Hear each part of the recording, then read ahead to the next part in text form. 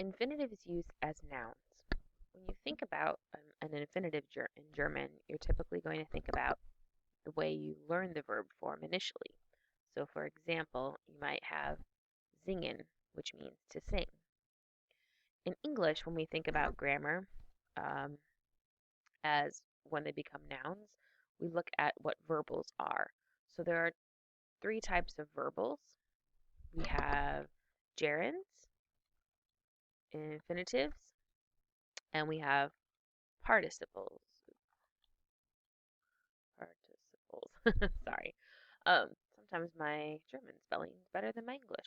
So when we look at verbals, um, these look like verbs, but they act like something else. So gerunds are nouns. Um, these are the ones that typically end uh, in ing, and they're nouns.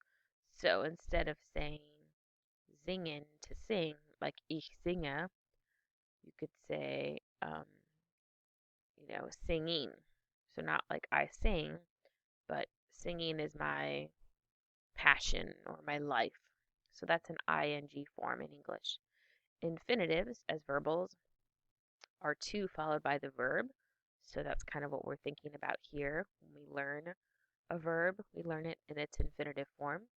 And then participles are like adjectives, and they're usually in the past tense. Although present tense too, because I could say the singing choir or the singing group won the prize, because singing in that context describes or defines the group. So gerunds is kind of our big focus, and we'll kind of look at some examples, but this is when we take an infinitive, which is basically a verb or a verb form, and now we turn it into a different part of speech, a noun. So let's dive in. So things we want to note. It becomes a noun, and in German, we usually have it, we precede it by one of these prepositions. So by, or zu, or mit. Now, the other two rules, of course, we always know in German, you capitalize the noun.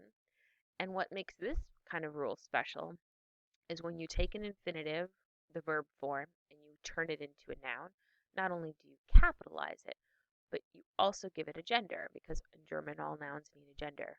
So for us, it's der. Because bei, zu, and mit are all dative prepositions, that means der becomes dem. So bei dem, contraction beim, zu dem, contraction zum, and mit dem. Okay, so if we looked at singen, right, uh, earlier as an example, it would become der singen. So I'm capitalizing it, kind of overemphasizing the capitalization to help. Now, sorry about that. So another example, right? Tanzen, to dance, becomes der Tanzen. So we could say something as similar as like beim Tanzen ist mein Leben. Now there will be occasions like this is cut off, and that's okay. But Tanzen ist mein Leben would be an example of now this being this verb becoming a noun. So what do we see here? As I said, bei, zu, or mit. So beim is typically when it's at the beginning of the sentence, and I'll dive into that a little bit later too. So you would have a sentence like beim Spielen haben wir Spaß, right? So beim Spielen, like, you know, playing, we have fun. So while playing, kind of understood. Zu or zudem kind of makes this a for idea. So die Sonne ist gut zum Malen. The sun is good for painting. Um, so literally, if you think of the word zu, right, you think to. But it's not the infinitive form, it's the gerund form. The sun is good for painting. The mit gets a little tricky. The mit's kind of part of it. So mit tends to be somewhere in the middle or end of the sentence. That happens a lot. So, bist du mit dem Schreiben fertig? So, are you finished um, with the writing? So, are you finished writing? It's kind of with is understood. And then you have sort of a more simpler kind of idea, which we saw with the Tanzen, right? Beim Spielen ist Spaß or Spielen ist Spaß. So that's another example of beim being used. So bei and zu are could bear some repeating here.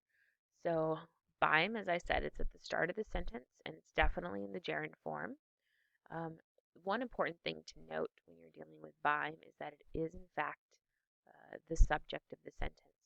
So there's no other subject of the sentence, which contrasts with the idea of zum.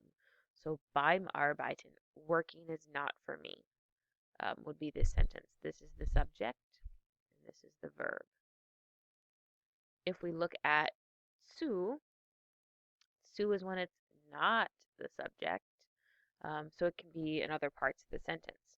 Um, if it is at the beginning, of course, you want to invert your word order because we know that the verb is always second position. So zum Arbeiten is not the subject. In the context of this sentence, I need. So subject verb, so hence the inverted word order illustrated here. So working need I some time. That sounds that's bad kind of Yoda translation, but I need some time working. Uh, so ich brauche etwas Zeit zum Arbeiten could also go at the end of the sentence, and now we don't need to worry about inverted word order. We only need to worry about that when it starts the sentence. Some further examples, kind of thinking about construction of a sentence, right? So here's our noun. Beim Lesen hat Hans manchmal Probleme. Ich brauche die Beine zum Laufen. Wann werden wir mit dem Singen anfangen?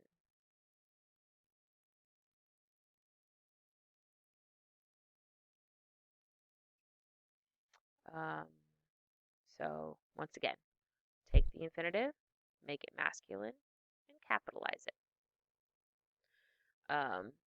This is actually not the best example because I realize that's a das, but swimming in the puddles is forbidden. Thought that was interesting, but here would be an example, right? Um, bathing, or in a sense, swimming forbidden.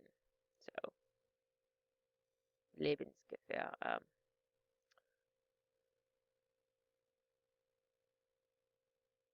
So try your hand at these four sentences. See if you can put in the correct infinitive as a verb now. You can choose from the word bank below or come up with other answers. When you're ready, go ahead and hit resume to check your answers. All right, so let's go through the Antworten, shall we? Beim Schwimmen macht man nass. Ich brauche den Bleistift zum Schreiben. Und beim Essen ist gut für Hunger, Entschuldigung. Und ich brauche die Augen zum Sehen. Danke.